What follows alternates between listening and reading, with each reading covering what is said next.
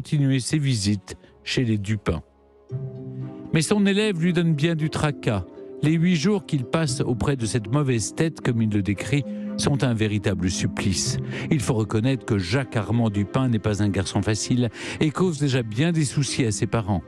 Rousseau consent toutefois à veiller sur lui, heureux de pouvoir obéir à Louise.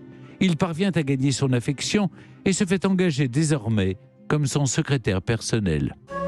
Jean-Jacques Rousseau n'a pas trouvé la gloire, mais il est au moins à l'abri du besoin. Il continue cependant ses compositions musicales et n'a pas oublié son rêve de célébrité, à moins qu'il ne fasse une carrière politique. Car au mois de juillet 1743, le duc de Montaigu, qu'il a rencontré à Paris, vient d'être nommé ambassadeur à Venise et il propose à Rousseau de l'assister dans sa charge. Et c'est le départ pour l'Italie, ses spectacles et ses fêtes. Rousseau est ébloui, mais il se donne très vite une importance qui déplaît à Montaigu et se fait congédier dès la première année.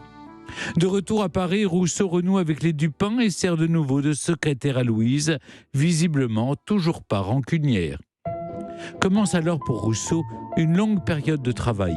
Jour après jour et selon des instructions précises, il lit des ouvrages, prend des notes, sélectionne des passages. Quand il n'arpente pas les couloirs des bibliothèques, il est à l'hôtel des Dupin, rue de la Plâtrière, où il écrit sous la dictée.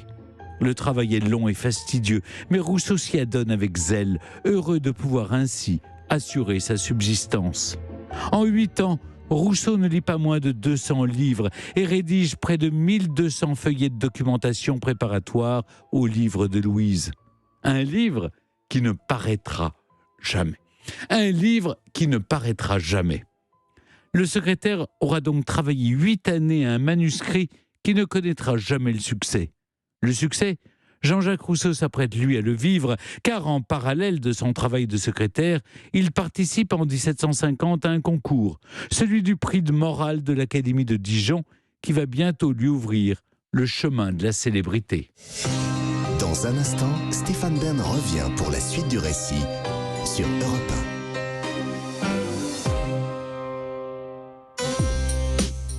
Historiquement Vôtre revient dans moins d'1 minute sur Europe 1 avec la suite du destin d'un secrétaire vraiment particulier, Jean-Jacques Rousseau, le secrétaire de Madame Dupin, devenu philosophe et écrivain. Europe 1, 16h-18h, Historiquement Vôtre. le récit. Stéphane Bern. Des secrétaires vraiment particuliers. C'est le thème d'Historiquement Vôtre cet après-midi sur Europe 1 avec Jean-Jacques Rousseau qui a passé 8 ans auprès de Louise Dupin, femme de lettres du siècle des Lumières, qui fit travailler Rousseau, je vous le racontais, à un projet monumental, celui d'écrire une encyclopédie féministe. Un ouvrage qui ne sera hélas jamais publié. Mais le succès, lui, ne tarde pas à arriver pour le jeune écrivain qui participe à un concours de l'Académie de Dijon. C'est un discours tout à fait étonnant que tient Rousseau pour répondre à la question du concours qu'il découvre dans le journal alors qu'il se promène dans le bois de Vincennes en direction du fort où réside son ami Diderot qui n'a pas encore écrit son encyclopédie qu'il vient visiter. Le rétablissement des sciences et des arts a-t-il contribué à épurer ou à corrompre les mœurs ? La question posée par le jury est un choc. Elle sonne comme une révélation qui s'abat soudain sur lui et qui le marquera toute sa vie. Et si la culture et la science, au lieu de rendre l'homme vertueux, l'avaient corrompu, se demande-t-il. Oui, Rousseau en est désormais convaincu. L'homme est bon par nature.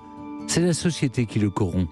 L'illumination de Vincennes, comme il l'appellera plus tard, fait naître un écrit totalement nouveau, en rupture avec les philosophes de son temps, qui prône la raison et la science. Il est tellement unique, ce discours, que le jury lui décerne le premier prix. C'est le début de la renommée pour Rousseau. Enfin reconnu, il décide de mettre fin à ses laborieux travaux de secrétaire. Fini les journées passées à compiler, copier, rédiger pour un autre. Désormais, c'est de sa propre plume qu'il souhaite vivre. Et le pari s'avère gagnant puisque, au-delà de ses idées, ses compositions musicales commencent à être reconnues. Louis XV assiste en personne à l'un de ses opéras. Quelques années après, en 1754, son discours sur l'origine et les fondements de l'inégalité parmi les hommes remporte à nouveau la première place à l'Académie de Dijon. Publié l'année suivante, il achève de le rendre célèbre. Jean-Jacques Rousseau n'en oublie pas Louise pour autant. Et dans le récit qu'il fait de sa vie, il se remémore le temps passé avec elle et en fait l'un des rares portraits qui nous soit parvenu. Publié à sa mort en 1782, ses confessions connaissent un large succès et mettent en lumière la personnalité et le travail de Louise Dupin. Elle l'avait engagé alors qu'il était totalement inconnu, mais lui aura permis qu'elle ne tombe pas dans l'oubli. Europe 1, historiquement vôtre. Pour continuer à parler de Jean-Jacques Rousseau avec Clémentine Portier-Keltenbach, nous avons le plaisir d'accueillir sur Europe 1 celui qui a publié les manuscrits que Rousseau a rédigés sous la dictée de Louise Dupin. Bonjour Frédéric Marty.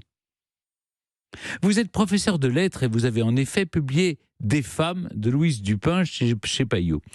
Tout ça on le fera après.